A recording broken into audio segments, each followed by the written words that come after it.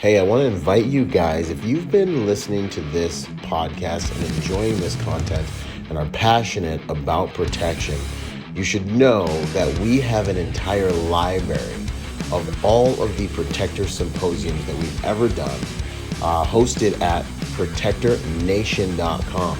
You can go there and you can download those and you can watch every Protector Symposium we've had to date there online, and you can learn protection tactics from some of the most elite trainers in the world from the comfort of your own home. I think you'll be surprised about how much content we actually have there. It's very, very, very reasonably priced, and you can upgrade your protection skills. Remember, protection is not all about the hard skills. 90% of it is all about the software, the programming, the way you see and move in the world to achieve a safer pattern of life. With that having been said, go to protectornation.com, join us there, and learn from the best of the best. Now, enjoy the show. Boom, hello, and welcome to the Protector Nation podcast, a podcast that is dedicated to making the world a better place, making the world a safer place by making good people dangerous. In this podcast, we're going to study and understand what it takes to protect your family, to protect your loved ones, because we all know that you have a few basic needs: food, water, and shelter, but you also have the need to protect those things in a world and society where evil runs rampant and is sometimes left unchecked. Learning how to protect yourselves and your loved ones is becoming more and more important. And so we strive to raise the level of accountability to those who would do evil on this planet by making sure that the sheep, that the flock, is more well-versed in protecting themselves and their loved ones. If that sounds interesting to you, then sit back and enjoy the show out. Boom, here we are, kicking off this is going to be a live podcast recording, so we'll let everyone kind of get in here. But today we're going live with a special guest. I mean, this gentleman's been in the game. I've been hearing about him since I was a little Padawan. Just Come on now. It's a life of service, a life of doing warrior-centric service, man. So it's an absolute honor. Craig Sawyer, Sawman, thank you so much for spending this time with us today. How you doing, sir? Hey, brother. It's a privilege to be on. It's I'm looking forward to a great chat here. Yeah, man, absolutely. And for those of you who don't know, the Sawman has a background in the Marine Corps, Navy SEAL Team 6, I believe. Operated overseas, doing some ODA work as well. He's been on all your favorite talk shows, talking about anti-terrorist stuff and some TV shows as well. So he's been really contributing to this game for a while, man. So, this is going to be a good one to sit back, learn, and he's going to be our keynote speaker at this upcoming Protector Symposium 5.0. So that is something you guys got to look out for as well. I believe the link is in the show notes if you guys want to join us for that. So awesome. Yeah, how you been doing out there? How's life? How's the operations? We just got back from Florida, where we filmed the entire first season of our new talk show, live studio audience, TV talk show, Defending Our Children. That's going to be a mainstream production. And, wow. We've got the upcoming documentary series. It's going to be really, punch you right in the face, hard-hitting documentary series. But the TV show is going to be much more mainstream to reach people that we can't reach with the docuseries, with the radio show, and the other things that we do. Man, we're out blasting the truth out because there's so much censorship over the topic that we're out to expose. So we have to really be aggressive to get around the media gatekeepers. They do not want the people to know what's happening. That's awesome. And I feel like, I don't know if it was you or if I was talking with Baz about this, but I think exposure, man, is such a powerful tool, because a lot of these entities or individuals or organizations, those who are involved in these dark ops have so much kind of top cover, because from what I've heard, it's hard to get to them because these things imply a lot of people sometimes. And so exposure actually seems to be effective. Hey, look at the Maxwell trial. Look what happened to Jeffrey Epstein. Mm-hmm. Whether you think he was abducted or murdered, he's not there testifying. Mm-hmm. Maxwell, they've convicted her, and how many of the clients have they arrested? So people are laughing. It's like a joke now. Where's our DOJ? Right. People are saying, hey, she's the first person in human history to be prosecuted for child trafficking to nobody. I mean, that's how ridiculous it's gotten. So yeah, they do enjoy a lot of top cover. The mainstream news media won't talk about it. U.S. Marshal Service will make raids, make hundreds of arrests at a time, dozens of dozens, sometimes 80 or 100 children rescued at a time. Mainstream news media won't talk about it.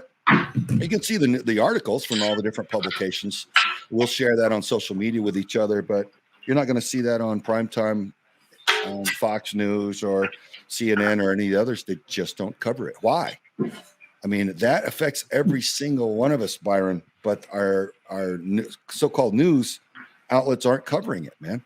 That should shock and alarm everybody. Yes. When you've got something, look, child trafficking in the United States is generated an estimated $38 to $50 billion a year inside the United States. Now that's selling children. So if it's closer to that 50 billion estimation bracket than the 38, that means it's bigger than all pro sports combined in annual revenue. So I just try to sit and calculate how many children have to be harmed, to what degree, to be sold to generate 38 to 50 billion dollars. And if that doesn't buckle your knees, I don't know what would. If you can't wrap your mind around the level of harm that these sickos are into. So coming from any covert background, you realize a covert operation survives on its secrecy. If you're in hostile territory and the natives learn that you're there running a covert op and what you're up to and where you are, you got trouble. You got millions of people chasing you. Yeah. That's the dynamic I'm trying to create for child traffickers in the United States, a hostile, non-permissive environment so that the American people are informed and empowered against it, understand what it looks like, how to report it, and we don't tolerate it anymore. And we dog these traffickers until they find another profession and leave the children alone. It's as simple as that. Stop raping the kids, the sickos. Yeah, 100%. I mean, if I'm going to be completely honest with you, there's a quote in the good book, man, and woe to him who harms these little ones. It'd be better for a millstone to be tied around his neck and for him to be tossed in the sea, So, even, some of our best representations of love have absolutely no allowances for this type of behavior. Yeah. Look, the Bible's absolutely clear about it, man. And those who harm the children are putting themselves deliberately on the side of evil to be thrown in the lake of fire for eternity. And that's not a place that anybody should be willing to go. So that's a bad call. Yep. No, but anyway, so nonetheless, this is what we're getting into, the nitty gritty, the reality of kind of the evil that's all around us and what we can do as protectors about it. That's what we're going to hit over the next little bit here. And the Sawman's going to be with us at the Protector Symposium. I'm going to run a really quick preview of what we've got coming for you guys, because this software is pretty cool and I can do that. And then we will get into it. Boom.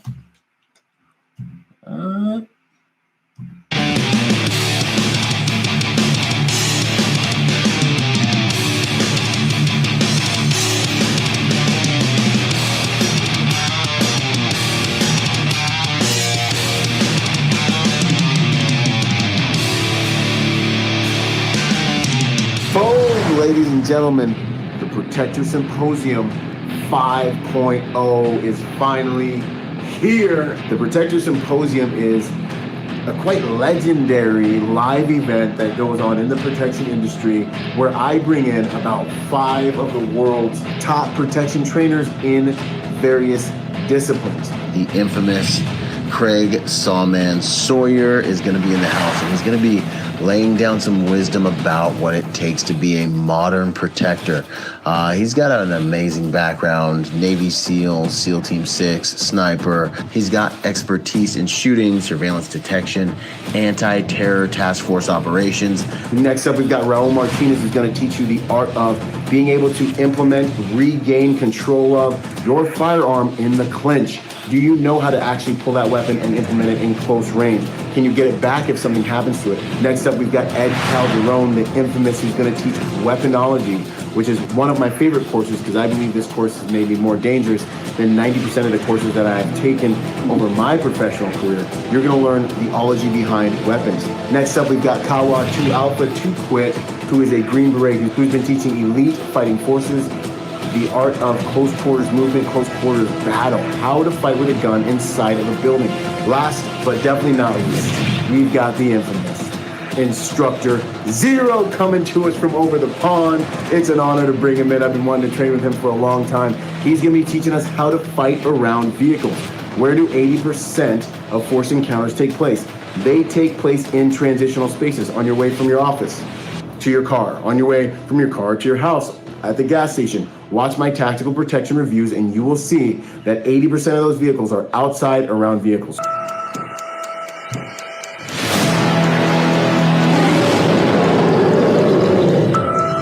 That is what we've got coming, man. That's exciting. That's exciting. What do you think about an event like this, Craig, as you see something like this, sir? Look, I applaud it. Look, if you love people, you want them empowered. Knowledge is power. So this event shares knowledge and empowers the people with how to protect themselves and each other. I celebrate it. It's something that's very needed. So many people have grown so soft now by design. Mm-hmm. And I applaud anybody that swims upriver and empowers the American people instead. So good on you for putting this on. Thank you. So that means a lot. I appreciate it. And yeah, no, that's been something that's actually been breaking my heart, is watching just the human decay, man. You know, I was working somewhere the other day, and I was like at a water park, and I was just looking at people, you know, like the quality of people, like the baseline, you know, and looking and walking by all these young men, and like they were just scared to look me in the eyes, and I was like, come on, man, you know. I was, you know, trying to give them respect, you know, and just say hello, and you know, the social, little bit of social kind of friction of just looking at someone and saying hi just scared people away. And you know, it's been it's well, something. Byron, when you hockey check them and stand over them and say what? They're probably a little intimidated. Yeah, I know. You know, I'm just like, man, come on. Like, you want to grab the young man and be like, come on, man. No, I know what you're talking about. And it is disheartening to see people, they can't make eye contact. They're intimidated. Their the confidence has been shattered. And it's been done to our society, brother. We do have the ability to fight back, though. Yeah, 100%. That's what we're doing. I love it. So one of my favorite opening questions, especially with someone like yourself who's been, you know, around the block for quite a while. Who are you at your core? You know, who's the man behind the work, you know? Well, for me, you know, I think I'm misunderstood. People see the harder edge of me. And I think that harder edge was developed, number one, because I had a big brother that used to beat me mercilessly. And I grew up in all the harder edge martial arts and boxing and you know, 5A football in Southern Texas and motocross and all of the, you know, that. Okay. So I went off for the Marine Corps and SEAL teams and did the whole that thing, fighting martial arts tournaments and all of it. And so I really found myself in the application of it. But man, as a child, I was a lover, man. My family, you know, would describe how, and a lot of guys probably wouldn't share this because they may be afraid that it would shatter their tough guy image. But I mean, I think I've been around and done too much to care about that anymore. But my family all describes how I would just curl up in my mom or my sister's lap and just hug them and snuggle. I was a lover, man. Mm-hmm. And when you love people, you're willing to defend them and protect them. Mm-hmm. And that's why I went off into the Marine Corps and the SEAL teams to be one of the baddest, meanest, most steely-eyed killers there ever were, to go and eradicate terror before it came here and ruined our peace. And I was so fierce and so dedicated to that notion because I loved the American people so dearly. My friends and family, I was willing to fight to protect them. And so that's ultimately who I am. I look back throughout my life, and I've always chosen a job that was a protector job, you know? And so that's obviously who I am at the core. I'm a lot of things other than that. I took a commercial art course in high school for I could have been a commercial artist. I played drums growing up in church and in rock and roll bands, and I love music, and I raced motocross. I won several championships after I got out of the SEAL teams. I got really heavily into motocross and supercross racing. That's kind of my happy place. I love family, and I love shooting, especially long range shooting, teaching people how to read the wind and shoot through high winds and changing wind conditions, and consistently hit, and watching the look on their face when they finally figure out that sorcery, that's really cool. And I enjoy training people and empowering them, whether it's little girls or old ladies or SEAL Team 6 operators or CIA snipers or whichever. I've trained them all, and I enjoy empowering people that want to protect themselves and others. So it's all of those things, but essentially a protector is kind of what I'm wired to do.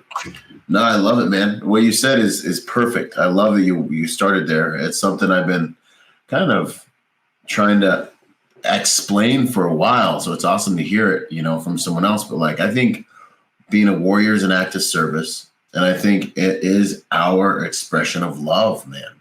Yeah. Because that guy who, no greater love than this, and a man who's willing to lay down his life for his brother, that guy who's willing to do that and go that distance, we fight, harder and more. Yeah. And it's a high quality of love, because you've got to train yourself to be able to be formidable and all these things. It's kind of it's our love language. I think being a warrior is like an act of service you have to train to be able to do. It's such an honor, It's beautiful. Yeah, love's a stronger emotion than any other. And it's a stronger principle. And that's why I believe, and I've always seen that the best, most capable warriors were the ones who had a strong love for someone or something that they were defending. Yeah. Otherwise, if you're just a drug addict and you're lost in this world as to who you are, you're just looking for some space to occupy to be a tough guy. What are you fighting for? Where's your real motive? You'll dabble at it, but you'll never make the giant hardcore contribution that someone will who knows what he's fighting for and believes entirely in it, and will lay down his life in a heartbeat because he believes it's that important. Absolutely. No, I love that. What would you say was your biggest takeaway from the SEAL teams? Oh man. There are several things, really. Yeah. One, that is that your body is capable of so much more than you initially believe it to be capable of.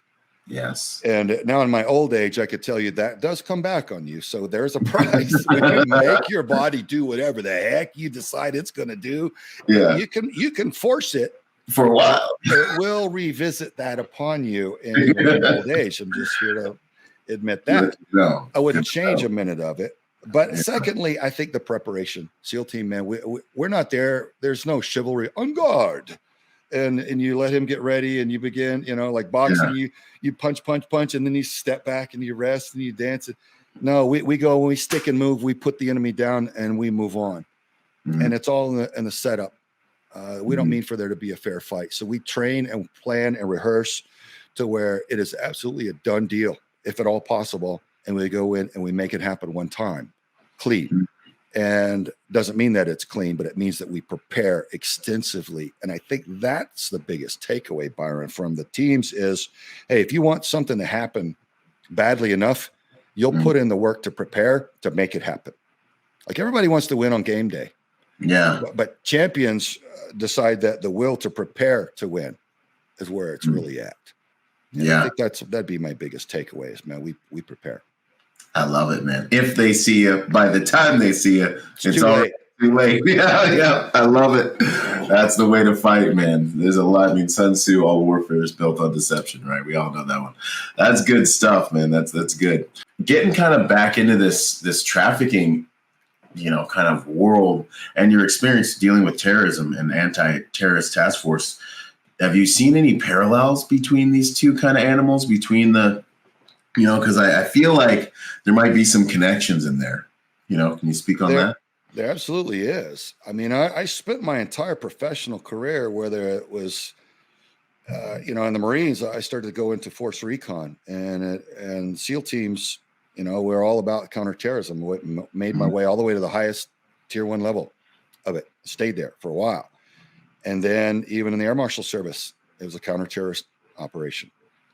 And the same thing in really keeping the State Department officials from terrorist abduction or death. The same thing in the intelligence community. So with all of it, I've tried to defend our nation from terror, only to find out that those who are actually suffering the most terror are our own children here in our own country right now. It's not somewhere else. It's not in a third world country. It is there, but it's also here. Americans spend more money than any other country on child sex, child pornography, and child rape, child trafficking.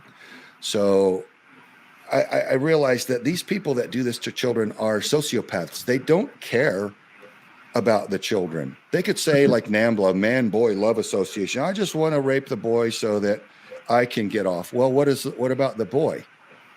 Oh, he'll be fine. No, he won't. I could tell you he's not fine because I talk to him every day now, just about, and it breaks my freaking heart. Byron, men can tell you what they could not articulate when they were a boy, and is that being raped by a full-grown man was absolutely traumatizing, absolutely shattered their little minds. It's horrifying.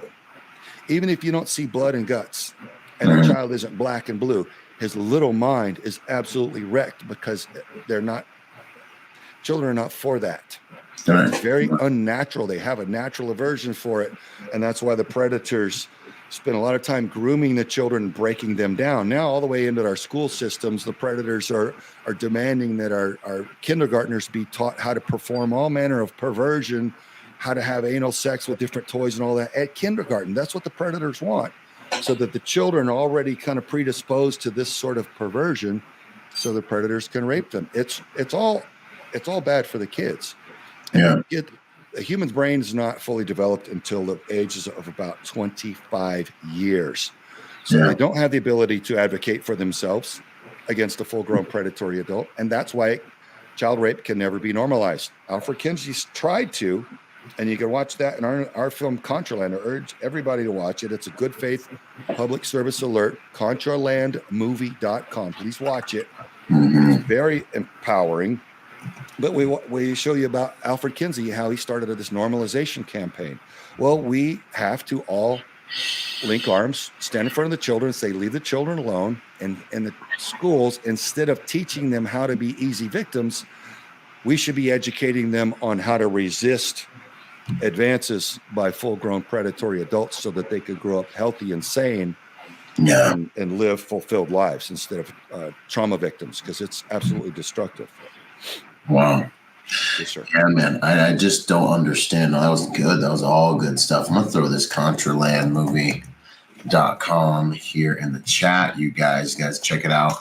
Get some good education right there. This is one of those topics that makes my blood boil. And it's one of those things that's just like probably one of, if not the most righteous battles for a protector to be involved in, is defending those people, those little humans who can't defend themselves. If you have kids, this should really hit home. What type of things can civilians do to try and protect themselves? Yeah, well, we have a big list of tools on our website, v4cr.org. Go there, look at all the tools that we have. It teaches you what to look for. It teaches you how to safeguard your children, what types of apps are in their phones that may be surreptitious and performing covert functions like facial recognition of your child, covert capture of video of your child, geolocating your child. So, listeners, did you realize that predators can track your child wherever your child goes.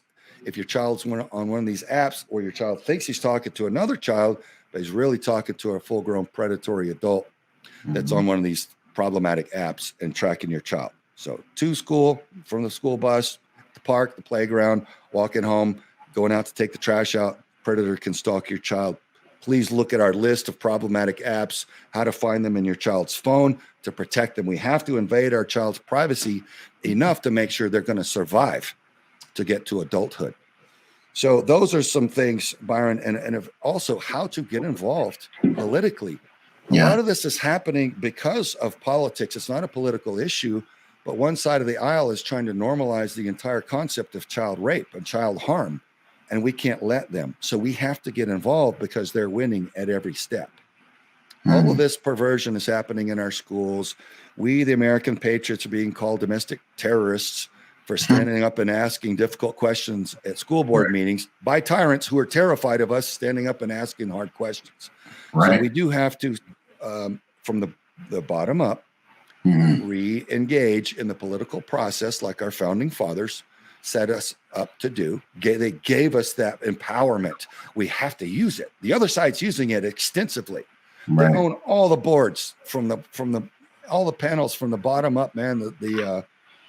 The neighborhood, what am I trying to say? The neighborhood watch boards, the homeowners associations, the PTA meetings, and all that kind of stuff. The radical left is saturating all of that, so they can control all the access to political positions. In other words, if you or I, Byron, wanted to run for political office, we'd probably never even get to step one because they'll have everything already checkmated and they'll make sure you don't get there. Wow. So that's why it takes so much money to run for office now, because there's these gatekeepers. Right. So, but on our website, there's a lot of info on how to get involved, how to get engaged, how to apply leverage on your elected officials so that they serve us, we the people, and protect our children rather than harm them. It's that simple. We have to make our voices known, find out how to leverage our elected officials so that they answer to us instead of the loud, radical other side that wants to harm the children. That's a simple one as well. All that's on v4cr.org. Wow. Awesome. And I just shot that link in the description as well. We're going to have all these links in the description, but these links are in the comments too, if you guys do want to go and check that out. It's been kind of disheartening watching politics, and I'm like, has it always been like this? And I've just not been tuning in because I was like, no, it's gotten worse. It's absolutely gotten worse. Or is it as bad as it looks like it's really getting? Look, here's the thing. Speaking of protector and knowledge is power, this is Gen 5 warfare. Yeah. What's going on? A lot of people don't understand why things are going so horribly wrong in our country. It's not because the politicians are that stupid. It's because they're working literally for our enemies. Yeah. And when you look at the 45 goals that the communists wrote on how they were going to overthrow the United States without firing a shot, it was read before Congress in 1963. We were warned way back then. Yuri Bezmenov gave a series of very powerful lectures. He was a Russian KGB defector. He came here and shared with us their plan and how they're attacking our culture through information warfare. And our culture is what makes our nation strong. So look, everybody, communists can't overthrow the United States with tanks, planes, and guns. They know that. We're too strong. So they attacked what made us insurmountable. Our culture, meaning our basic Judeo-Christian values, do unto others as you would want them to do to you. Our faith in God, our patriotism, the nuclear family unit where you have a loving mother and father that raise healthy children. Yep. All of that's under attack, and it's by design. And if you look up the 45 communist goals in any search engine, you can read their list of what they've been up to, and you'll be like, oh my God, they've already done it all, and we've let them. Yep. So if we just understand that that's what the game is, we can start taking action to counter what they're doing. That's very, very important. You can't understand how to win a war if you don't even know that you're in one. I bet you if you knocked on your two neighbors' doors and said, "Hey, do you realize we're at war? We're under attack." They'd be like, "Where?" They'll be watching Netflix and eating popcorn. They're going complaining about their Starbucks. Yeah, no idea. I mean, literally. So it is Generation 5 warfare. That's how Gen 5 warfare works. It's Right. brilliant and it's effective. And that's why they need the mainstream news media, big tech, social media. They need to control all that to censor the truth so that they can bombard us with the thought processes that they want us to have so that we give Right. up our freedom and liberty without a shot fired. It's happening. Like literally, and it's happening. And when Yuri started talking, you guys have to look up Yuri Bezmenov. I might even just put him in the show notes. It's such an amazing education. But he's like, it's like prophetic, because you're watching him in like what looks like the 70s, maybe. Yeah, so like the early 80s, I think a lot of his lectures were done. G. Edward Griffin did a fantastic job. Yeah, highlighting him, as well as writing the creature from Jekyll Island Mm-hmm. about the Federal Reserve System and what a screw over that was. Yeah. G. Edward Griffin. I mean, that's what a hero looks like in this day and age. Somebody that brings the truth to the people. Yeah, absolutely. And that's what we need. What's a good place for people to find truth these days? There's so much misinformation and like social engineering and things like that going on. It's almost like in my mind, I kind of know the script, like, because I went down that rabbit hole the second I got out of the Marine Corps. I was like, there's something, so I started looking, and I kind of understand where they're pushing us, and it shapes the way I see the world, and it shapes the way I see the messages they're sending me. But like, what are there any good news sources or information sources of out there? Well, One American News seems to be telling it about the straightest of any channels now. Yeah. Newsmax does all right. I think, I listen to people like Dan Bongino. People. Alex Jones is highly controversial. But I think that's because of his antics. He puts on a tinfoil hat and he yells and he screams. Yeah, but if you look at his, on top of it, man. If you take it from a CIA perspective and as a source, and you analyze him for accuracy over time, you realize he's way up there, man. You love him or hate him. His information, he told us about all this stuff 20, 30 years ago, and he's been hammering ever since. Look, he's the only one that all the swamp has collectively censored and banned and pushed off of every platform simultaneously. Yeah. Why would they do that unless, if he was just a lunatic making up stuff, he wouldn't have been a threat. They would have been like, he's not truthful. He's going to sink himself. We don't need to do anything. And they let so much absolute trash exist on their platforms. Like it's so banned from a platform, it is a blaring flag that they must be telling the truth, because they got the crap on these platforms. They do, even pedophiles and child porn and stuff like that. But Operation Veritas, I like what they're doing. They're exposing, they're capturing the swamp beasts, admitting what they're up to in covert video. Right. I mean, and WikiLeaks is sharing the emails of the swamp beasts so you can read what they've actually written to each other. Yeah.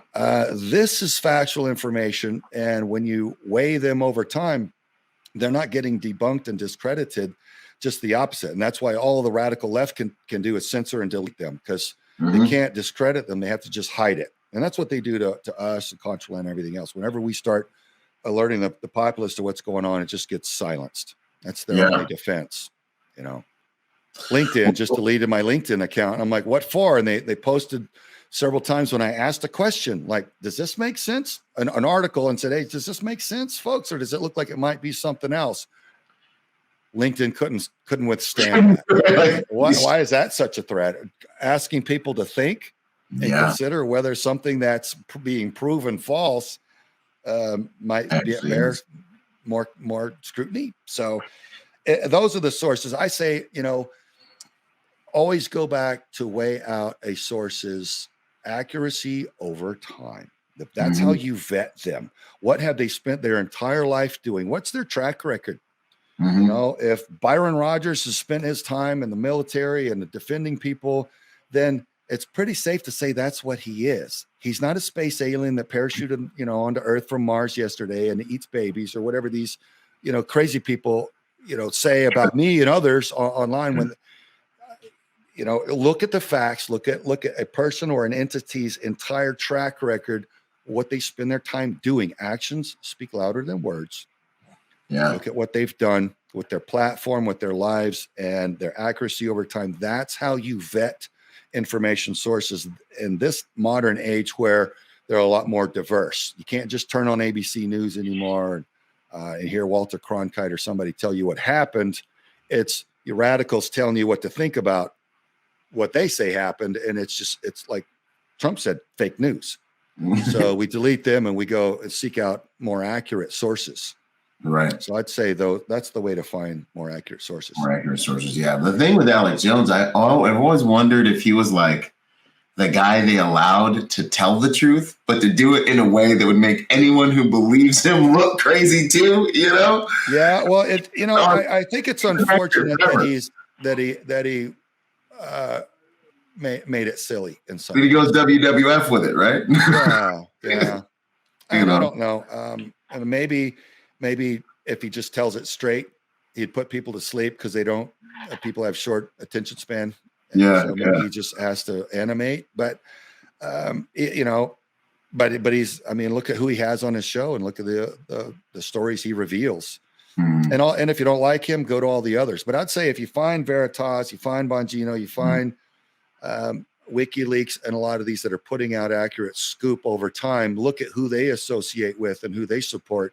And you kind of grow your net of information sources that way as well. What would you say? Where do these kids come from with these trafficking situations? Like, they come from a lot of places.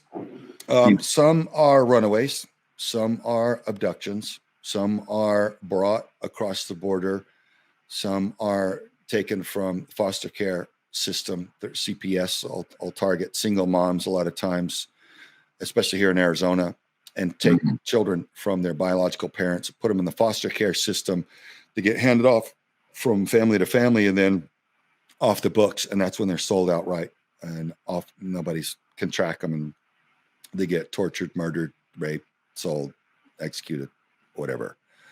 So there's a lot of work to do and there's a lot of investigation to be done. And a lot of them too, the fundamentalist Mormons, the FLDS. Okay. Warren Jeffs and that entire clan, they traffic children and they harm children. They waterboard children. One of our personnel in the early days of Vets for Child Rescue had been in on the Texas recovery of over 400 children recovered from the Warren Jeffs cult. And some of those children, 400 children. Yeah, over 400 children. Yes, the biggest child recovery, biggest child rescue operation in U.S. history. It was in Texas just a few years back. Wow. So it was a FLDS cult group, and they traffic their children not only for sex but for labor. So they'll take their own children. They have a bunch of offspring with multiple wives, and then they'll send their children on a circuit from one FLDS compound to another, to another, to another. And they'll use them for labor and they'll use them to rape the children. And one of the things terrible that they were learning is our personnel was sharing with us that they would take the infants and they would put them under the faucet and under the water and put a napkin over their face until they turned blue and then slap them as hard as they could, slap them until their hands were turning purple. The child screaming, then they put them back under the water until they turn blue and then slap them. And this would go on for hours. And I said, my God, why would any parent do that to a child? And she said they were trying to break them from crying. So can you imagine the psychological trauma, the mush that is made of that little infant's brain and how all they need is to be loved and held at that point in their life, and the torment and the terror and the hatred of that. My God. So there's a lot to clean up in this country, folks. I'm all about religious freedom, but not when you start harming children. That changes everything. Everything. Just the thought, just the visualization of that experience was extremely psychologically disruptive. Just the visualization of it. Yeah. That is, not okay. That's not okay. That's the anywhere. stuff that we live to end, you know. So basically, the kids are kind of snatched up from different places, and I think that really outlines the importance. And baby farms. You know, sometimes some of these cult groups will have young ladies that they rape her again and again, and her job is to birth babies for them that go into their ritual abuse cults, and they do God knows what with those children. Wow. So that's why a lot of them are off the books. A lot of them, you can't run the stats on them because you don't know how many they have. Wow. And when you look into, and this is a whole dark realm, I don't want to go down this road today, but in the 30s, the Nazis really perfected the psychological trauma aspect of conditioning people's minds, driving them into schizophrenia because their mind can't accept the horror. Yeah. And once their brain splits once, you can split them again and again and again into dozens of personalities, and then develop those personalities to basically be whatever slave you want. Very ugly, very dark, but pervasive, a lot bigger. We brought them over, these scientists in Operation Paperclip, along with Werner von Braun and those that were some of the founders of NASA. We wanted two things at the end of World War II. They're psychological experts and they're rocket scientists. And those are the ones the Nazis we brought into the CIA and NASA for their expertise. And that's where a lot of this child abuse comes from now, and how they control people. It's ugly. It's got to be cleaned up, folks. We can. The good news is we can do it. Look, one scumbag back in the 40s and 50s really perpetuated a lot of this. Alfred Kinsey was a science fraud. The good news is we can all be champions for children. We can all be like Dr. Judith Reisman. We can all be like my daughter, Aspen Sawyer. We can all do something like Bob Hamer, who went undercover inside when he was in the FBI, went inside of NAMBLA, a North American Man-Boy Love Association. He got 8 convictions on their senior pedophiles there. Yeah. Put them in prison to rape no more. So we can all be champions for children, do something in our own way. Watch Contraland, learn what's going on, share it with everybody you care about. Go to our website, look at the tools, and then start marching forward. Knowledge is power. I mean, just sharing the truth is one of the biggest things we can all do. Doesn't cost us anything. Right. No, that's I love good that. News. Yeah, that's good news. Let's continue spreading the light and putting light on this thing 100%. Because that's awareness. Oh, like, you know, you don't want to just like be like, oh, well, it's spreading awareness. But like really, the more people know about it, the more people can do about it. And so many people can help in the way that they can help. That we don't know the gifts they have, you know, that what they bring to bear to the fight. And when they know about it, they can also help in their own way. Yeah, it grows. It's like it accelerates. Yeah. Yeah. No. So a lot of people are like, hey, what's it like sharing a dark truth with people? I'm like, well, it's hard because I don't even want to know about it. Yeah. I'm a hardened killer and I don't want to know about it. Yeah. So I can't blame a housewife for not wanting to know that horrible things are happening to children. But look, Byron, if you were my doc and I had a terminal illness, I would need you to tell me. Yeah, 100%. I wouldn't be overjoyed at the nature of the information, but I would be empowered by it so that I could begin taking action to change it. Right. And that's what we've got on our plate right now. Our country 100%. Has a sickness and it's covered up and it's festering and it's growing while it's covered up. So my job is to pull the lid off and shine the sunlight on it. Sunlight is the best antiseptic for corruption. And for all I'm worth, Byron, I'm exposing child trafficking to combat it with everything that I have for the rest of my days. That's awesome. It's a privilege. And it's a privilege. It's an honor. Yeah, that understanding of purpose is everything. Hardest lesson you've learned or moment you've had in the field? Oh, in the field. Well, thankfully on operations, things have gone quite well. One thing, I'll say it was hard because it was very upsetting to me at the time. I was way back at SEAL Team 1. It was my first platoon. And we were going to do a night jump. And it was a static line jump. And where we hook to the bird and the static line pulls your chute out for you.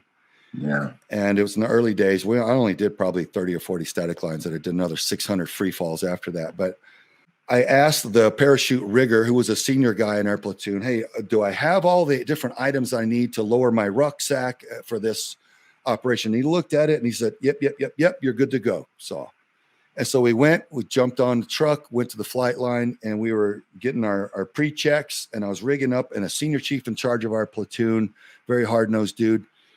And my heart was so good. I wanted to be so good there. And he's looking at my stuff, and I was missing one item.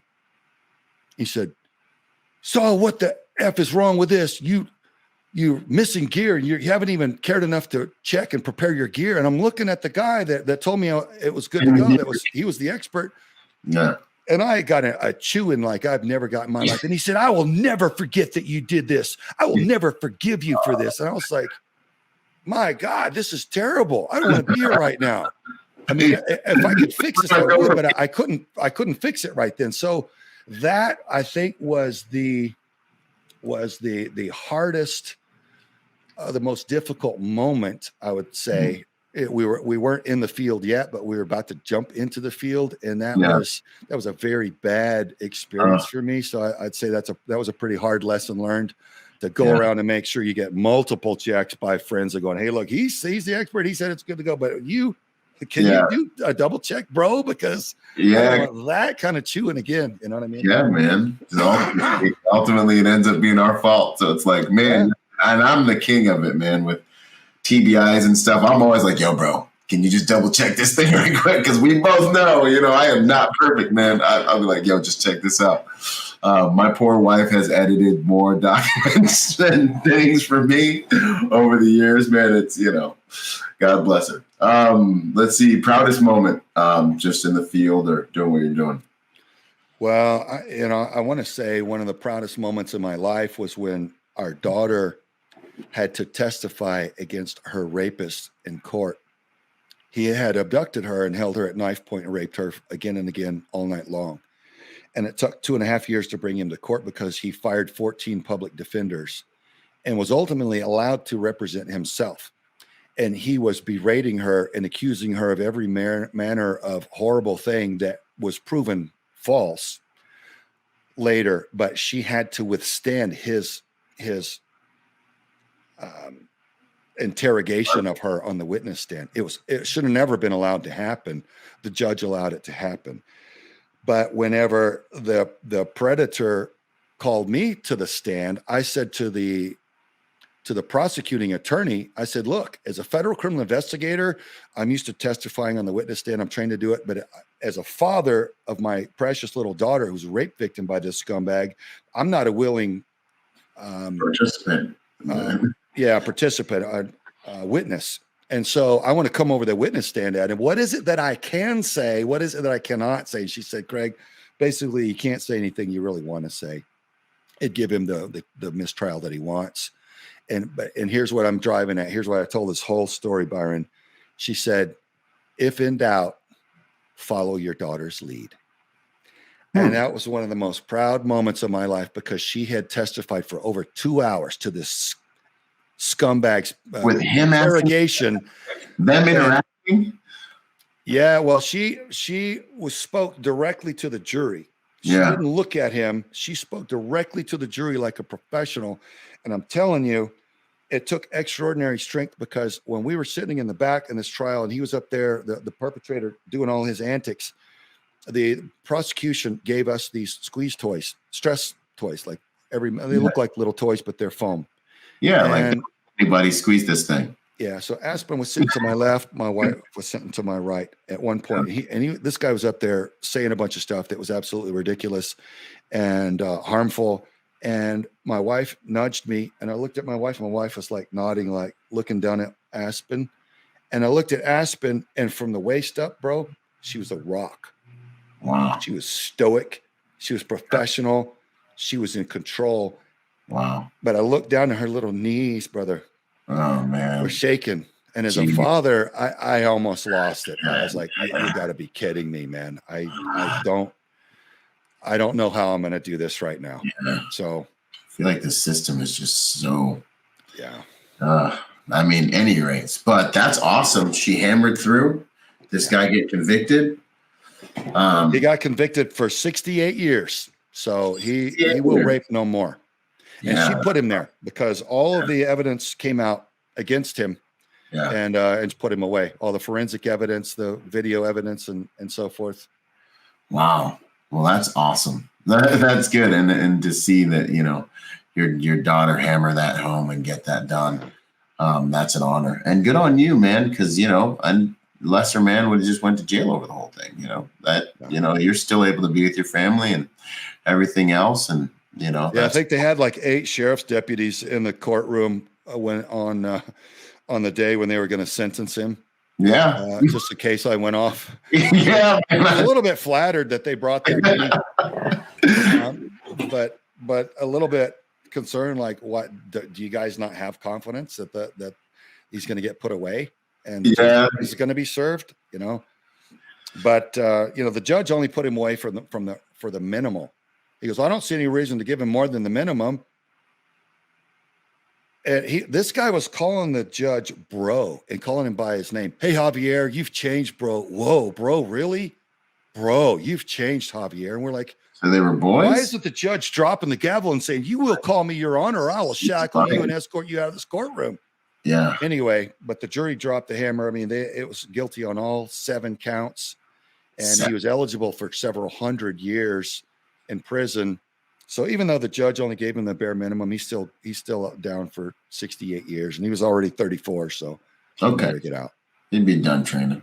So that was one of my most proud moments. I mean, whenever we captured the first Iraqi prisoners of the war, Desert Storm, and my shooting buddy and I, Dino, blew up a lot of anti-shipping mines, and the captains of some of the U.S. naval ships fed he and I steak and lobster at the end of those days, because that we'd taken those threats of their ship and personnel out of the ocean that was in their path and things like that.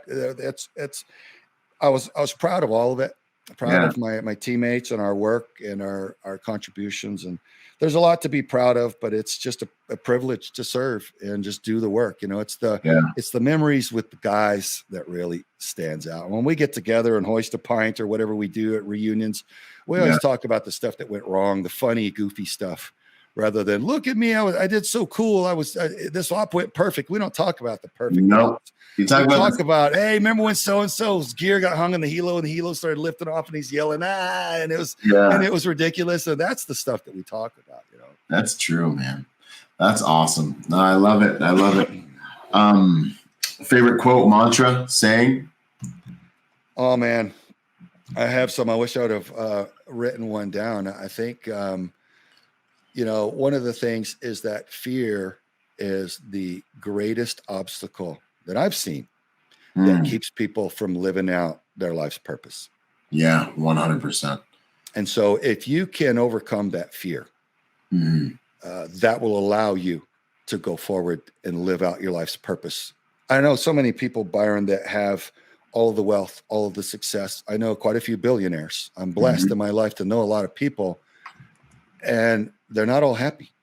Yeah. A lot of people that have checked off all the blocks that mainstream society would tell you is success in this world.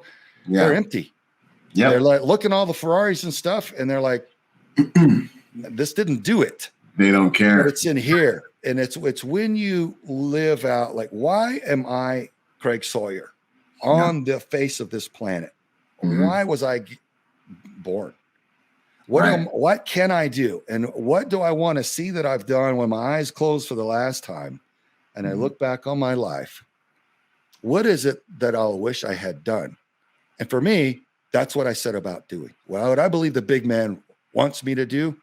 And I ask direction. Just like when you're on a mission, you're asking for comms, like, hey, what's the mission objective? We've crushed target 1. Where to go now? Yeah. I'm like, God, what do you want me to do now? And that's what I want to do. And that money can't buy. I quit chasing money so long ago. Yeah. And I would want that for anybody, man, that satisfaction of life purpose. And everybody's journey's different. Byron, you're here to do something a little bit different than I am. And my wife and my children all have different paths. We can be aligned in a lot of ways and have the same beliefs, but life's journey is meant to be different. Each test is unique. And so I would encourage everybody to seek out, explore what your life's journey is supposed to be, what your objective is, what you're supposed to do with your life. And man, when you identify that, when you find out what it is and you fixate on that and you start taking action, there is nothing that will bring you a peace and a satisfaction, no matter the war around you. In your soul, man, you will feel like, man, I know I'm doing what I'm supposed to do. And money can't buy that, man. I don't need the Ferrari in the driveway anymore. Yeah. I got something that money can't buy. And it may sound funny to a young man that hasn't lived and known that to be true, but I'm telling you, folks, I hope that you hear me and pursue that. Because it's great. It's everything. It's everything. Yeah. I mean, that was like church for like 5 whole minutes. I didn't mean to preach, but I mean, hey, truth is truth. I was about to start saying again over here. When you find out good news, you want to share it with people you care about, right?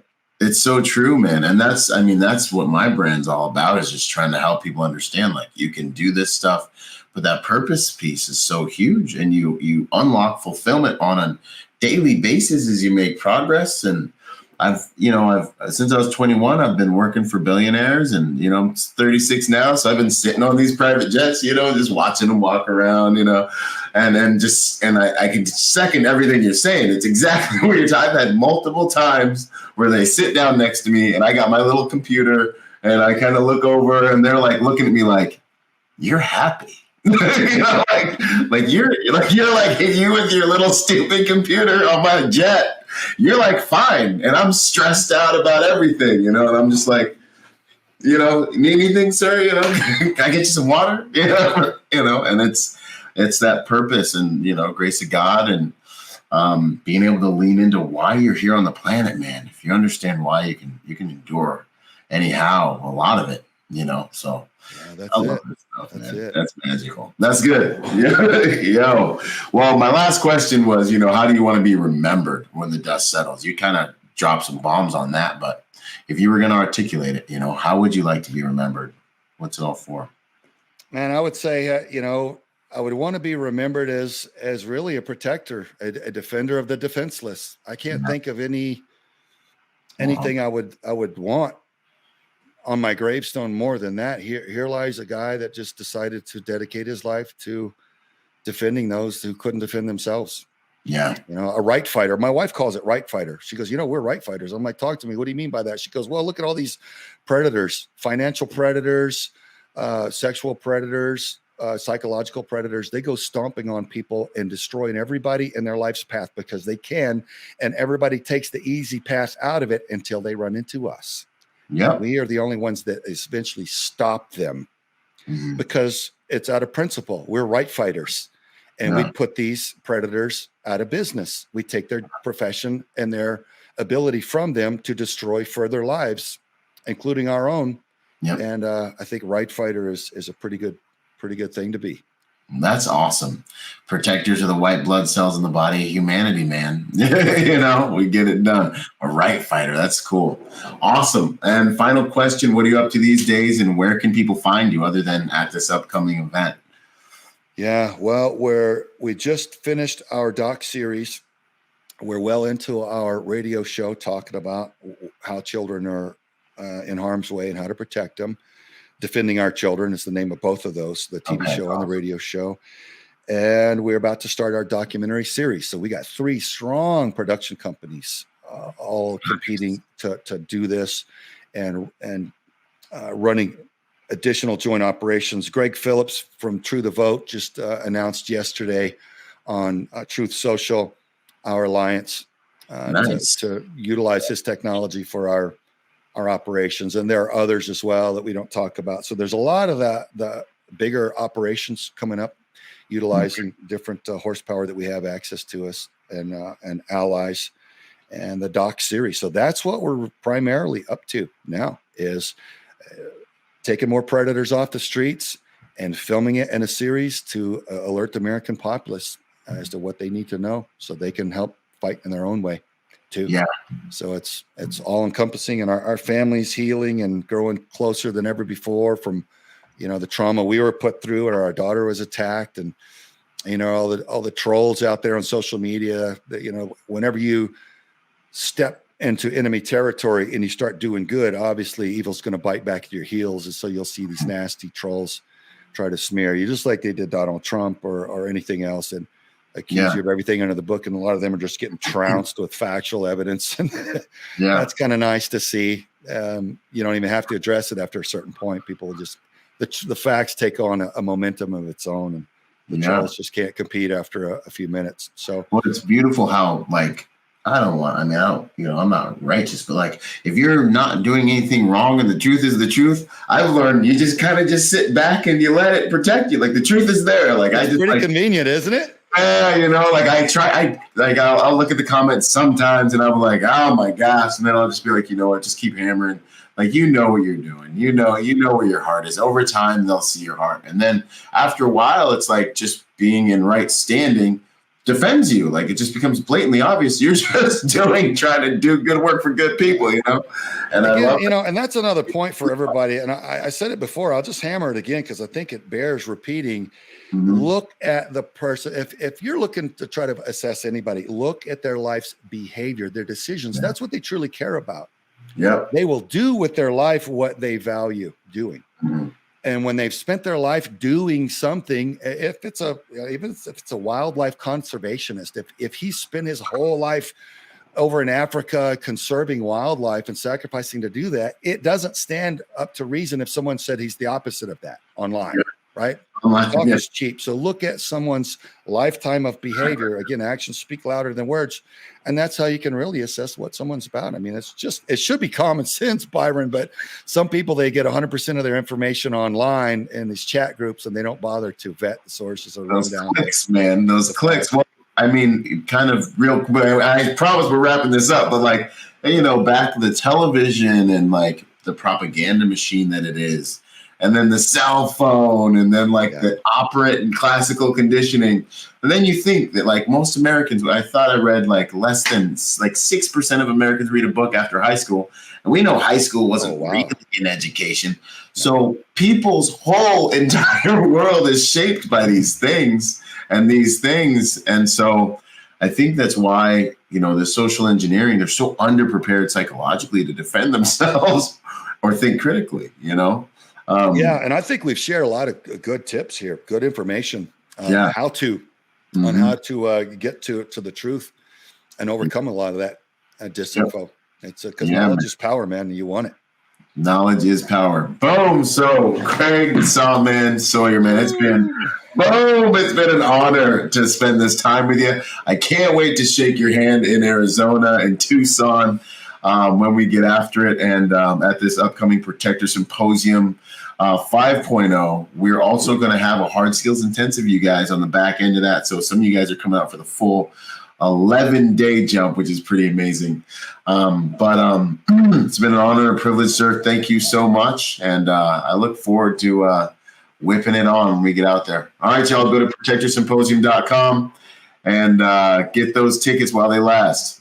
Yeah, we're going to do it. We're going to get after it. I look forward to it as well. And everybody listen, I hope to see you there. Heck yeah. This is my MCK. There are many like it, but this one is mine. If you've got a firearm sitting around, a pistol that you are not doing anything with, get an MCK. They make them for every single model. If you want a micro conversion kit that will turn your handgun into a force multiplier, get one, man. They are ultra affordable. CAA MCK micro conversion kits are changing the game, y'all. So if you don't have one, you need to get one. Get one. Your women, children, people that are less physically potent will be able to fire your firearm to farther distances with more accuracy. You will be able to fire your firearm to farther distances with more accuracy. I want to get one of these into the hands of 100,000 more protectors this year, because ultimately we are only as good as the nation is only as good as its protection. Your home is only as safe and as good as your ability to protect it. MCK, go get one. Drop your handgun in, take it to the next level. Out. Boom. Boom. Yo, what up? I hope you guys really enjoyed that episode.